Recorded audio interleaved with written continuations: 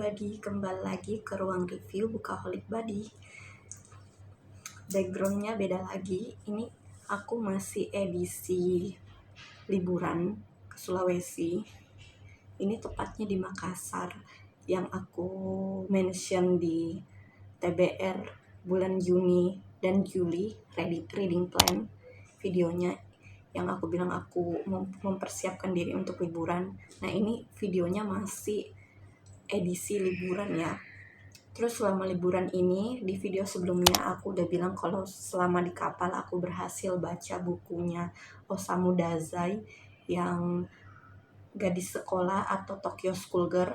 Terus aku berhasil baca komiknya Miiko juga, yang Miiko Zaman Edo, tapi itu bacanya baru kayak setengah gitu.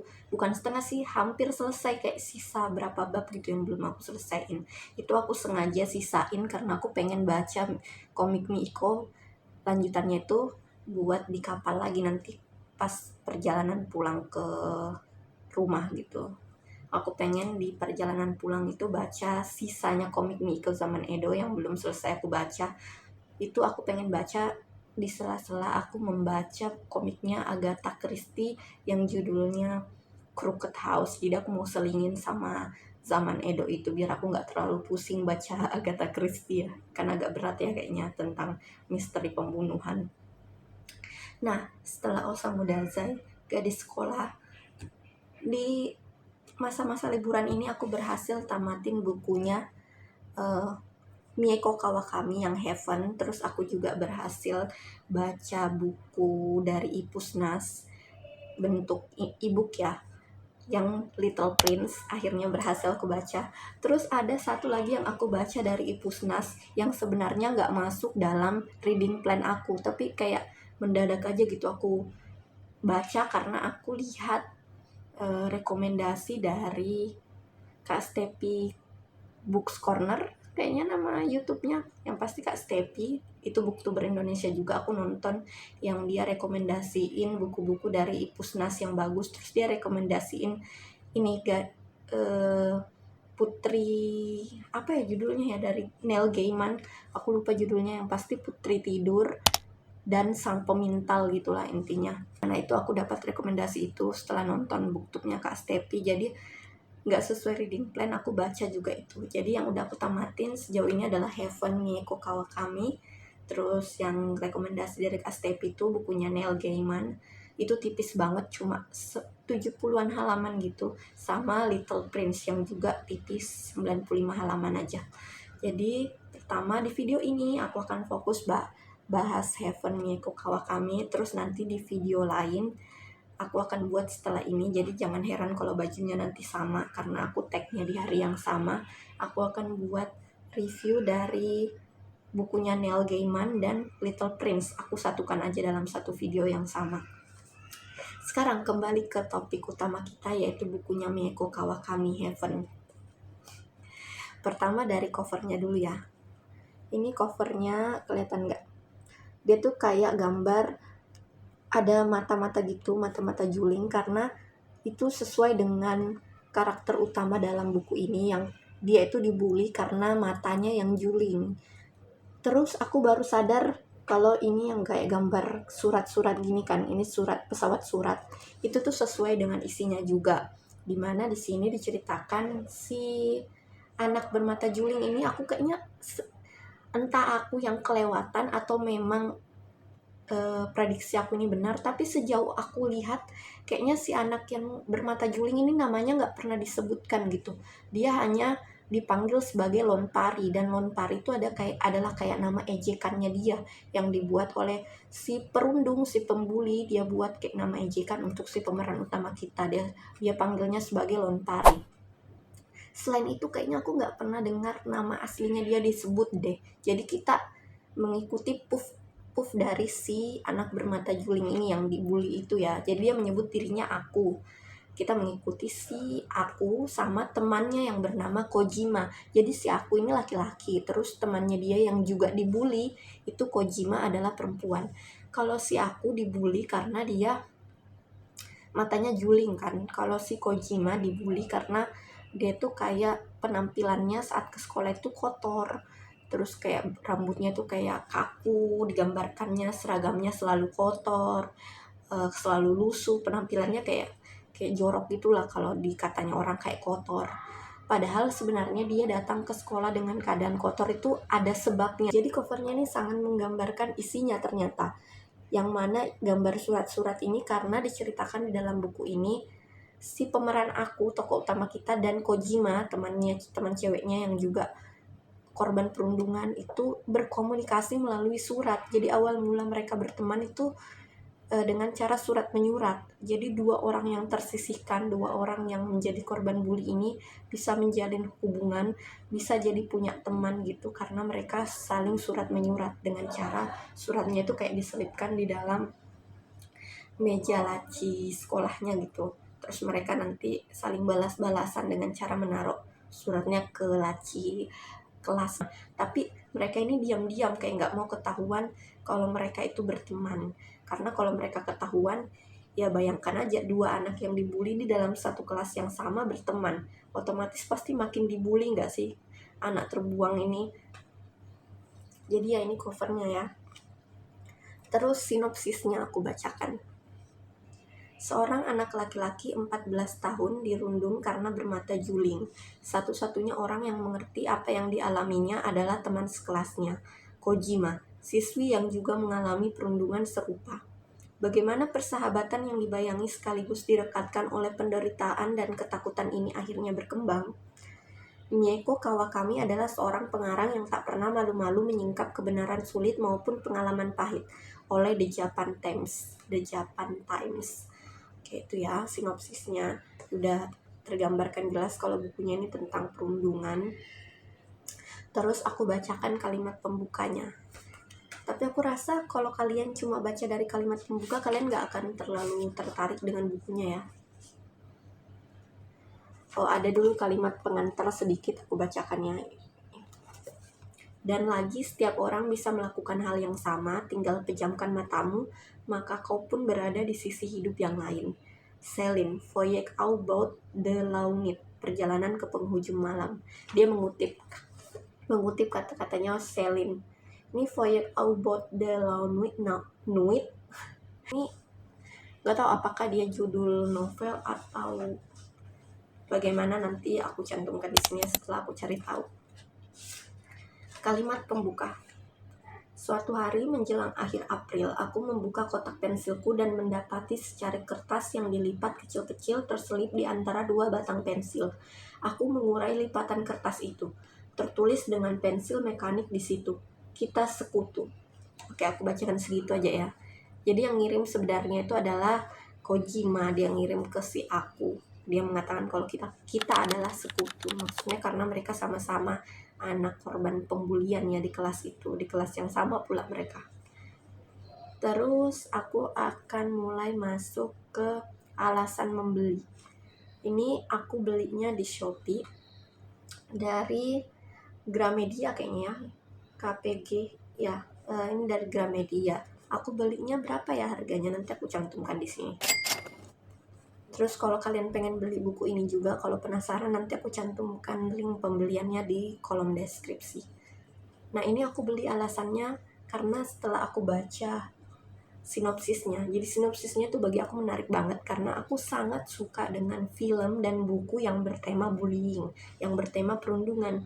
Kenapa aku sangat suka dengan tema itu? Karena aku senang melihat bagaimana anak-anak yang tertindas ini bangkit dari keterpurukannya. Nah, lebih senang lagi kalau mereka ini berhasil membalas dendam. Jadi aku suka nonton film atau buku tuh karena tentang perundungan karena alasan itu. Oleh sebab itu, pas aku baca sinopsisnya, aku langsung tertarik banget sama buku ini dan memutuskan untuk beli buku ini. Terus kita masuk ke review. Pertama, review kelebihannya. Kelebihannya adalah narasinya sangat detail. Kalau kalian baca ini tuh, kalian akan dijelaskan secara mendalam tentang apa yang terjadi. Maksudnya tentang bagaimana watak tokoh-tokohnya. Contohnya si tokoh aku. Bagaimana wataknya dia tuh selama dirundung tidak pernah melawan. Jadi aku bisa menangkap wataknya si aku melalui narasinya yang detail. Dimana si aku ini Setiap kayak disuruh-suruh sama bagiannya siapa ya yang perundungnya itu namanya, aduh aku lupa lagi, Ninomiya apa gitu, susah namanya, bentar. Nama pembunuhnya Ninomiya dan geng-gengnya lah, geng-gengnya ya ini teman sekelasnya si aku semua. Jadi selama si aku dibully tuh dia nggak pernah melawan, dia tuh selalu menurut. Misalnya Ninomiya bilang, makan kapur ini, pasti dia tuh nurut. Jadi ada pembulian di mana dia tuh kapur papan tulis ya, karena ini setting ceritanya tuh tahun 1991 kalau nggak salah. Iya, tahun 1991 settingnya. Terus settingnya dimulai di awal April, diakhiri di bulan November atau Oktober April 1991 gitu. Jadi orang-orang masih berkomunikasi dengan telepon kayak rumah gitu ya, yang masih ada kabel-kabelnya. Ada adegan dimana si aku ini dimasukin kapur di hidungnya, terus dia disuruh makan kapur di mulutnya. Jadi kayak 2 kapur di hidung, terus kapur baru situ dia disuruh masukin ke mulutnya. Dan walaupun nggak diperintah untuk telan, si aku ini kayak inisiatif sendiri, nggak tahu kenapa dia tuh kunyah itu kapurnya terus dia telan. Jadi menurut aku si aku ini kadang-kadang juga agak menyebalkan sih wataknya, karena dia tuh nggak melawan. Aku mengharapkan, karena aku bilang tadi kan aku suka genre pembulian, karena aku mengharapkan orang-orang yang tertindas ini nanti melawan. Tapi ternyata sampai akhir, bener ya, sampai akhir kalian gak akan melihat perlawanan dari si aku terhadap geng yang membuli dia. Makanya kamu selama baca buku ini bakal greget banget, apalagi di akhir episode gitu. Jadi menurut aku kelebihannya adalah narasinya yang sangat menggambarkan secara detail apa yang terjadi, terus bagaimana watak-watak tokohnya. Itu tadi aku bilang wataknya si aku ya. Kalau wataknya temannya dia, Kojima ini, menurut aku agak lain juga si Kojima ini. Kalau si aku masih bisa dimaklumi lah sedikit, mungkin dia nggak melawan karena dia merasa namanya anak SMP ya. Mereka itu di sini diceritakan masih SMP kelas 2 semester 1.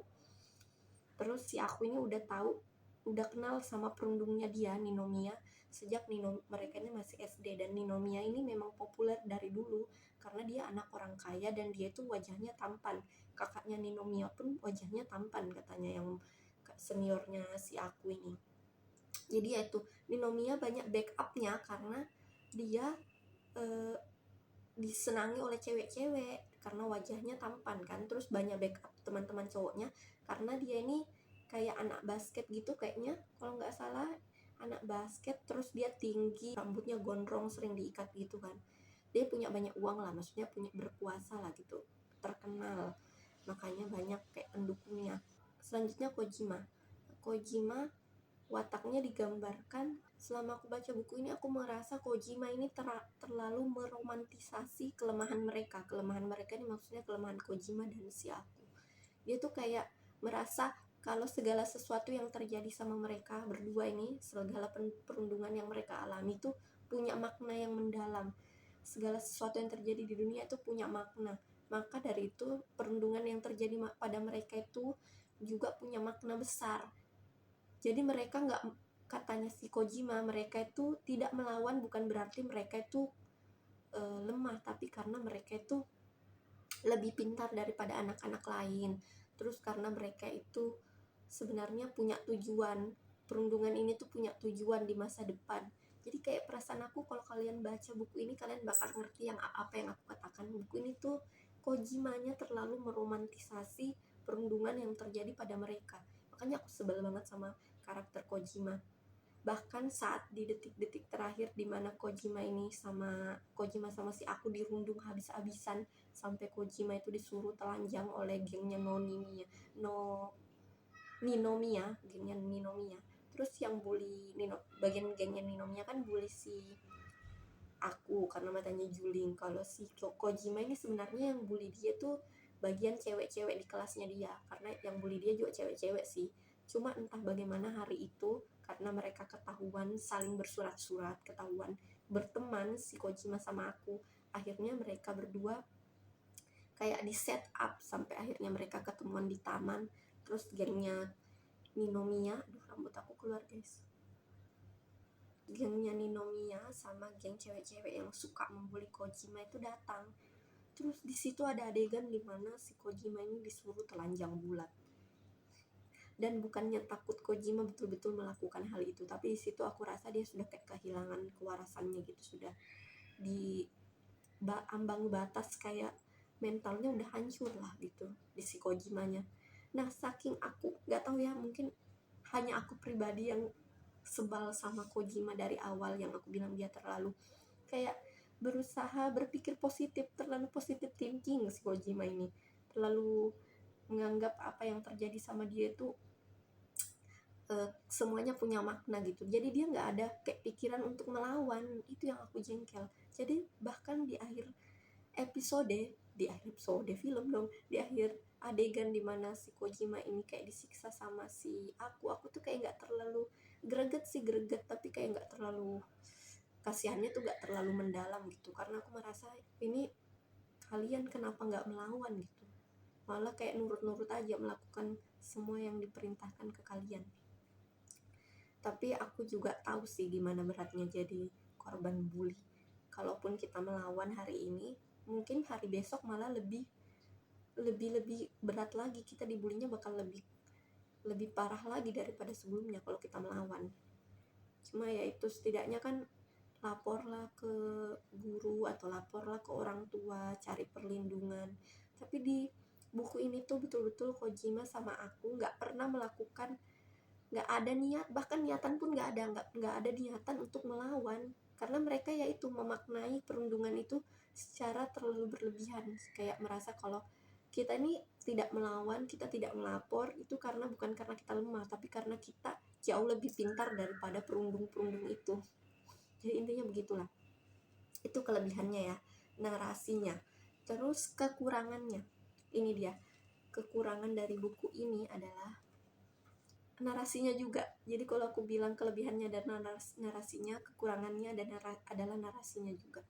Karena dia itu terlalu filosofis, sedangkan tokoh utamanya anak SMP kelas 2.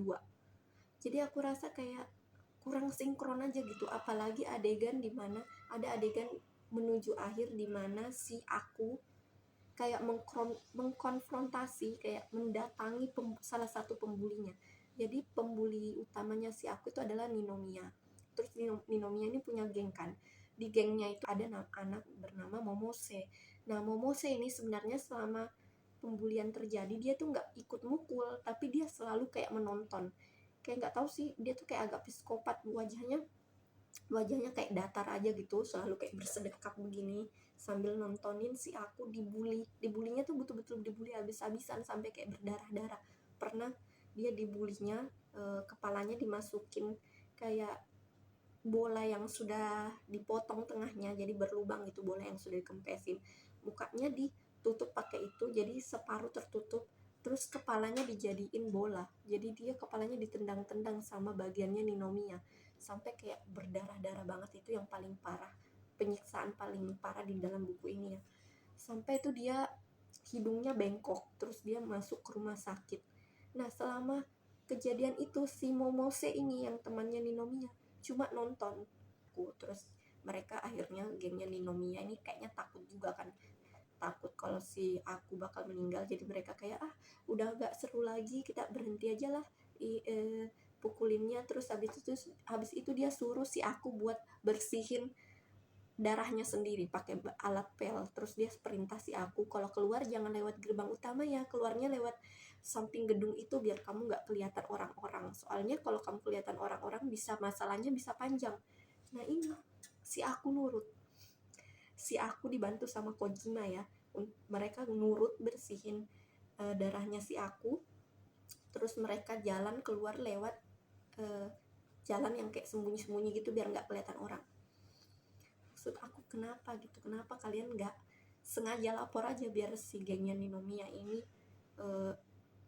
diadili gitulah dengan seadil-adilnya. Tapi katanya sih kalau dari narasi buku ini, katanya di tahun 1991 itu kalau memang kayak ada kayak perundungan anak, ini kan mereka masih anak di bawah umur ya, masih kelas 2 SMP, katanya diadilinya tuh kayak nggak bener gitu, nah nggak bakal dipenjara. Jadi tokoh-tokoh Ninomiya, Momose dan lain-lain ini nggak takut membuli orang ya karena itu, karena mereka tahu mereka nggak akan dipenjara dan hukuman mereka nggak akan berat. Jadi ya berat juga sih jadi si Aku dan Kojima di dalam buku ini. Oke, itu ya. Kekurangannya menurut aku narasinya tidak sinkron. Narasinya tuh terlalu filosofis, terlalu berat. Sedangkan tokoh utamanya adalah anak-anak SMP. Bahkan ada adegan dimana di akhir-akhir aku bilang aku mengkonfrontasi si Momose. Dia nanyain ke Momose, kenapa kalian membuli aku? Kenapa kamu tidak mencegahnya? Bagaimana menurutmu kalau misalnya aku bunuh diri? Bagaimana menurutmu kalau aku membunuh Ninomiya? Terus si Momose ini cuma bilang, itu kan pilihanmu sendiri. Apa kalau kamu mau bunuh Ninomiya ya silahkan, tapi apa kamu berani? Kamu kan tidak berani. Kayak dia tahu kalau si Aku itu nggak bakal ngelakuin hal itu. Jadi kalau kalian baca bab-bab akhir itu antara Momose dan Aku, bahasanya itu sangat filosofis, membahas atau memasukkan tentang nihilisme atau tentang nihilisme ya, teori nihilisme, di mana segala sesuatu yang ada di dunia itu tidak ada maknanya. Anak SMP ngapain ngomongin kayak gitu? Kayaknya di dunia nyata, walaupun di tahun 1991, walaupun anak SMP itu sangat cerdas banget, aku rasa mereka nggak akan bercakap-cakap dengan cara yang seperti itu ya. Coba aku contoh bacainnya. Nih katanya Momose, begini, dunia ini bagaimana sebaiknya kusebut ya, dunia ini tidak tunggal, satu dunia yang dipahami sama oleh semua orang. Dunia sesuai keinginan kebanyakan orang itu tidak pernah ada di mana-mana. Kadang-kadang kelihatannya ada, tapi itu sekedar kelihatannya. Setiap orang mutlak hidup di dunia yang berbeda, dari awal sampai akhir. Tinggallah kombinasi dunia yang berbeda-beda itu. Pusing gak tuh? Kayak gitulah bahasanya. Anak SMP nggak mungkin ngomong kayak gitu di dunia nyata ya, di kehidupan sehari-hari. Soalnya di kehidupan sehari-hari mungkin lah anak SMP itu sangat cerdas, tapi di kehidupan sehari-hari aku rasa bahasanya terlalu berat untuk anak SMP. Ini masih satu kalimat loh aku bacakan. Kalau kalian baca semua itu ada adegan antara Momose sama si Aku itu sangat panjang ya, berlembar-lembar, dan mereka membahas nihilisme itu panjang banget. Jadi aku rasa autornya nih Mieko Kawakami kayak mau memasukkan agenda itu, agenda teori nihilisme, tapi menurut aku kurang pas gitu karena tokohnya adalah anak SMP. Jadi aku rasa kekurangannya adalah itu. Yang pertama ya, kekurangan pertama. Terus kekurangan kedua adalah penyelesaiannya. Menurut aku kurang jelas. Kalau kalian baca sendiri lah biar nggak spoiler ya. Menurut aku penyelesaiannya kurang jelas dan sangat tidak memuaskan.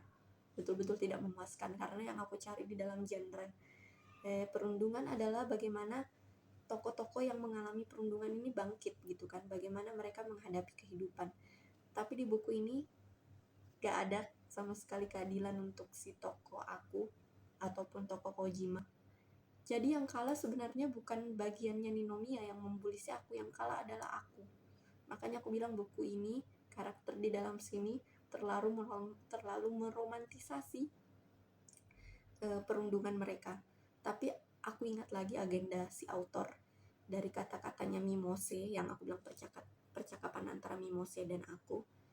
Dia tuh kayak mengatakan tidak ada yang benar, tidak ada yang salah di dunia ini.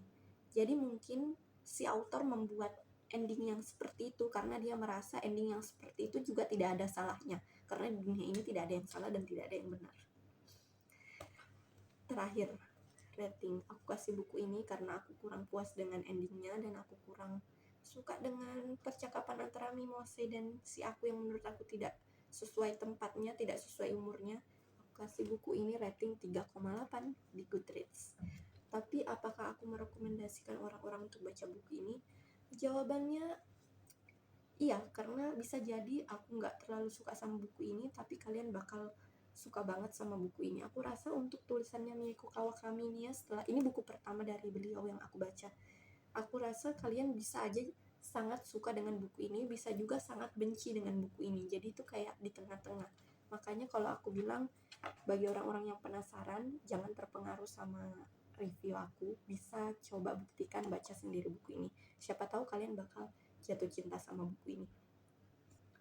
Oke, itu dia review hari ini, Heaven dari Mieko Kawakami. Terima kasih sudah menonton sampai akhir. Kalau kalian suka dengan video ini, jangan lupa like, komen, terus subscribe juga, dan nyalakan lonceng notifikasi biar kalian gak ketinggalan review-review dari aku. Subscribe biar aku makin semangat bikin kontennya. Tungguin konten-konten dari aku selanjutnya ya. Habis ini aku bakal tag review Le Petit Prince, Pangeran Kecil, dan yang dari Neil Gaiman itu. Oke, terima kasih. Sampai jumpa di next video.